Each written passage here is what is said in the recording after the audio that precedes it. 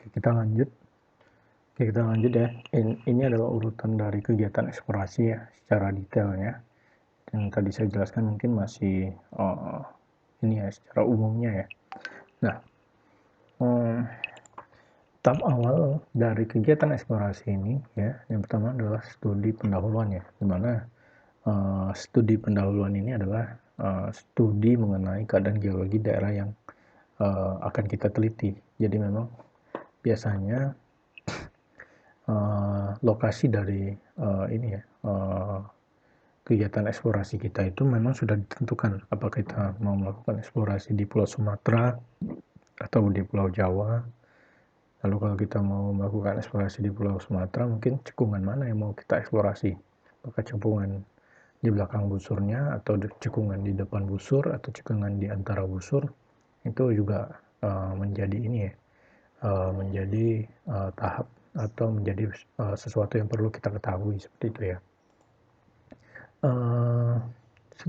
Studi pendahuluan ini meliputi tahap reconnaissance ya, atau tahap penyelidikan ataupun biasa dikatakan ini ya, penyidikan sepintas lalu ya. Kenapa dikatakan penyelidikan sepintas lalu? Karena memang pada tahap ini kegiatan mapping atau pemetaannya itu masih dilakukan dengan skala yang besar, itu ya.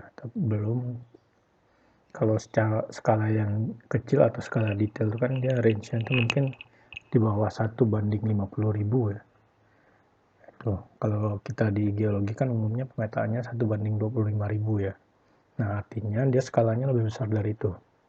Di atas 1/50.000 mungkin seperti itu. Dimana tahap awal dari kegiatan reconnaissance ini ya adalah foto udara ya, atau GCP ya.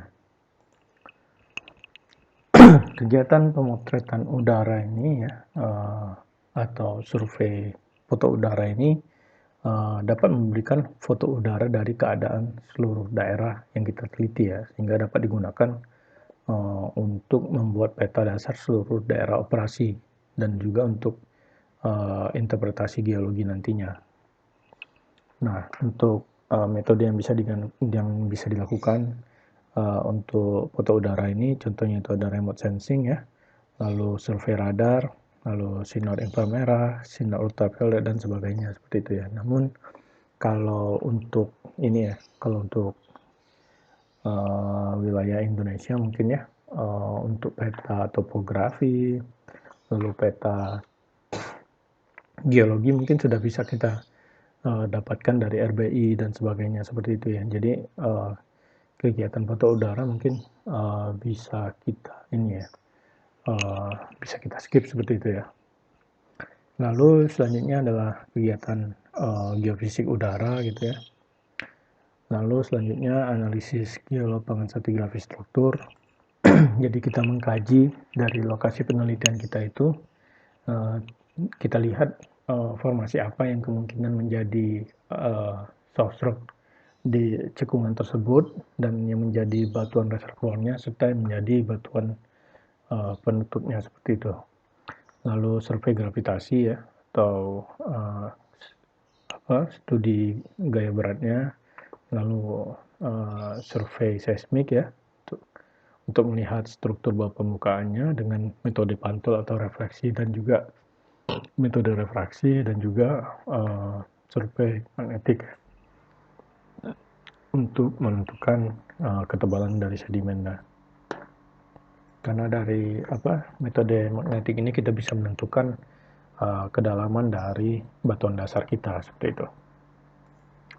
Kemudian mungkin dari analisis lapangan, melihat dari struktur batuan dan juga struktur geologinya ya, dan juga dilakukan analisis gravitasi dan magnetis serta seismik menunjukkan ada anomali yang memungkinkan adanya keberadaan hidrokarbon di bawah permukaan, maka tahapan ini bisa dilanjutkan ke tahap lebih detail ya, di mana tahapan detail ini mencakup pemetaan geologi permukaan ya secara detail untuk melihat sebaran-sebaran batuannya di daerah yang berpotensi tersebut. Juga bisa dilakukan sampling pada batuan-batuan yang mungkin berperan sebagai batuan induknya atau yang banyak mengandung material organiknya. Lalu ini juga sampling pada batuan-batuan reservoirnya dan juga batuan penutupnya. Lalu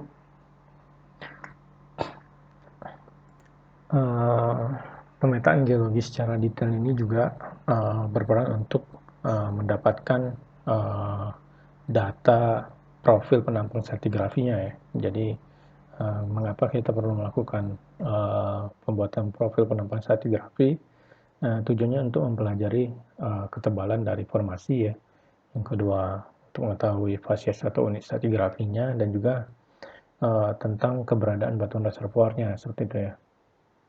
Nah, untuk selanjutnya dilanjutkan ke tahap pemboran struktur ya. Jadi mungkin apabila dalam pemetaan geologi di permukaan ya, kita mungkin tidak menemukan kedudukan batuan ya, karena memang mungkin terlalu banyak batuan yang tererosi, sehingga singkapan batuan yang bagus mungkin tertutupi oleh tanah, maka bisa kita lakukan pemboran struktur ya, di mana pemboran struktur ini bertujuan untuk melihat struktur di bawah permukaan. Jadi dia termasuk pemboran yang dangkal seperti dia, atau shallow handbore seperti itu ya. Sehingga dengan kita melihat struktur-struktur di bawah permukaan, kita bisa mengetahui apakah di bawah permukaan itu akan membentuk suatu struktur berupa anticline atau tidak, seperti itu ya. Setelah itu, apabila dari analisis geologi permukaan dan juga pemboran struktur menunjukkan hasil yang positif seperti itu ya, maka tahapan ini maka bisa dilanjutkan ke tahap seismik detail refleksi dan juga melakukan metode geofisika lainnya dengan metode gravitasi. Nah, tujuan dari kegiatan ini adalah untuk melihat bagaimana struktur yang ada di bawah permukaan ya, dengan menggunakan instrumen-instrumen geofisika, sehingga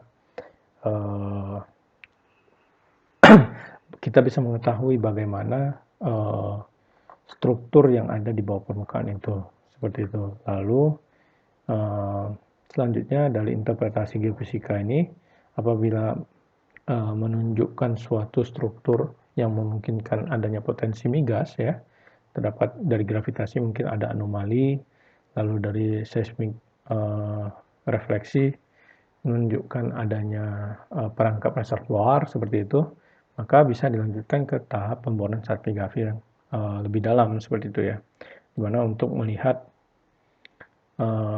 atau ya ini melihat penyusun